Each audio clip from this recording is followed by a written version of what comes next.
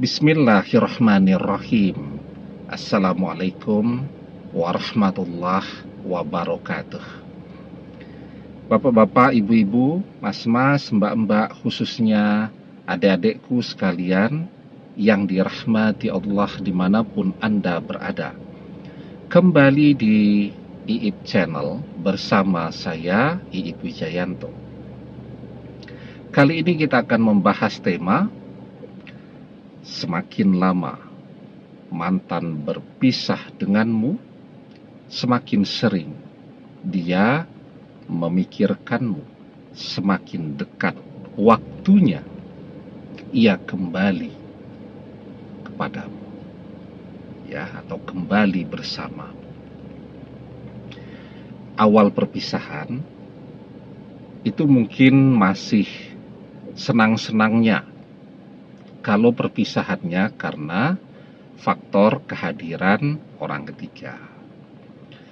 Tapi kita harus tahu, yang namanya masa bersenang-senang itu ada selesainya. Yang namanya bulan madu itu juga tidak akan berlangsung selamanya. Maka saat mantan memasuki realita yang sesungguhnya bersama orang ketiga, realita yang sesungguhnya, kenyataannya, ternyata orang ketiga itu mengecewakan. Orang ketiga itu bicaranya saja, omongnya saja yang besar, ya, yang punya ini, punya itu, akan membelikan ini, akan membelikan itu.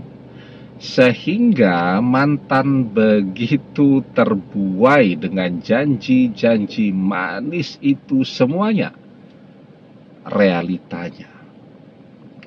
Begitu kita menjauh, mereka memasuki kenyataan yang sesungguhnya, kenyataan hidup yang sesungguhnya.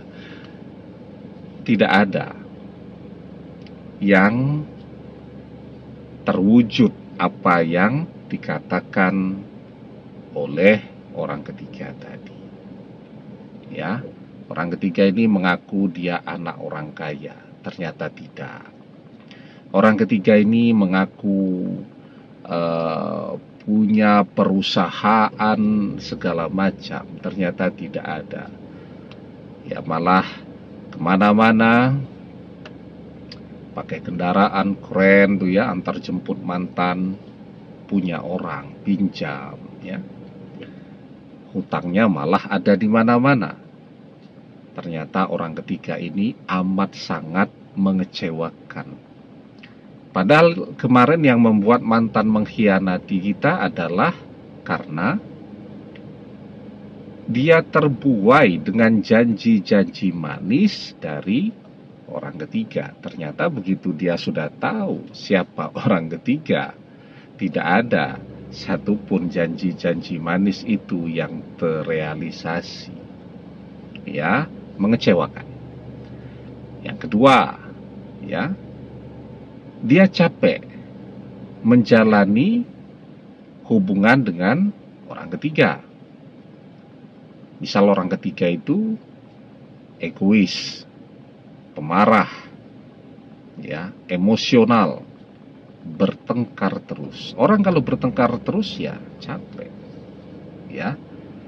Nah, yang ketiga, dia mengalami kejenuhan, jenuh dia, karena ternyata bersama orang ketiga tidak ada kemajuan seperti apa yang dia harapkan, ya. Itu yang ketiga. Yang keempat, mantan sakit hati dengan orang ketiga. Kenapa? Ternyata orang ketiga itu tidak setia, ya, berkhianat, berselingkuh, dan seterusnya. Nah, jadi biarkan saja dulu mantan memasuki kenyataan hidup yang sesungguhnya. Ketika dia merasakan semua hal ini, maka di situ dia akan mulai selalu teringat kita, karena dia sudah punya pembanding. Kemarin dia tidak bisa melihat betapa indahnya kita, betapa baiknya kita. Dia tidak punya pembanding. Sekarang dia sudah punya pembanding, kehadiran orang ketiga ini. Jadi dari orang ketiga yang mengecewakan segala macam ini, mantan baru akan menyadari bahwa ternyata kita itu adalah yang terbaik untuk dia. Maka setiap dia dikecewakan oleh orang ketiga, setiap dia dikhianati, dan seterusnya, itu dia akan selalu teringat kita. Maka semakin lama dia terpisah atau berpisah dengan kita, semakin sering. Kalau awal-awal mungkin belum, ya. Tetapi nanti jalan sebulan, 2 bulan, 3 bulan, itu semakin sering dia kepikiran kita. Semakin dia merindukan kita. Dan semakin dia merindukan kita, semakin dekat pula waktunya dia kembali untuk bersama kita lagi. Nah sekarang, ya, kita tahu tuh, fase-fase kehidupan mantan kira-kira seperti itu bersama orang ketiga. Perbanyak berdoa, perbanyak menyebut, memanggil nama mantan di dalam doa-doa kita. Dia sudah sering nih kepikiran kita. Karena waktu perpisahan dengan kita sudah lama. Artinya dia sudah sering kepikiran kita. Dan kita getarkan hatinya saat kita memanggil nama dia di dalam doa-doa kita, maka akan semakin besar rasa rindu yang muncul di dalam hatinya. Rasa rindu itu energi. Dan rasa rindu itu kan yang menggerakkan orang untuk menemui atau untuk kembali kepada orang yang dia rindukan.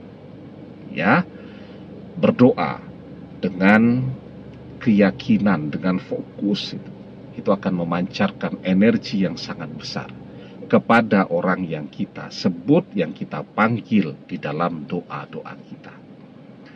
Ud'ullaha wa antum muqinuna bil ijabah wa'lamu annallaha la yastajibu du'a'am min qalbin ghafilin lahin.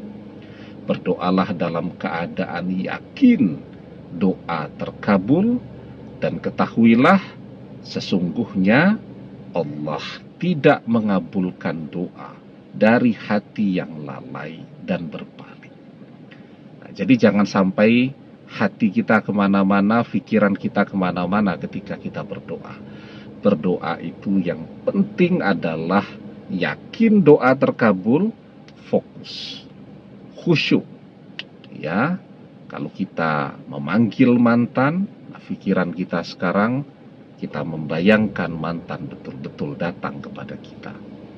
Maka insya Allah, kalau kita fokus di dalam berdoa, mantan akan segera bersama kita lagi.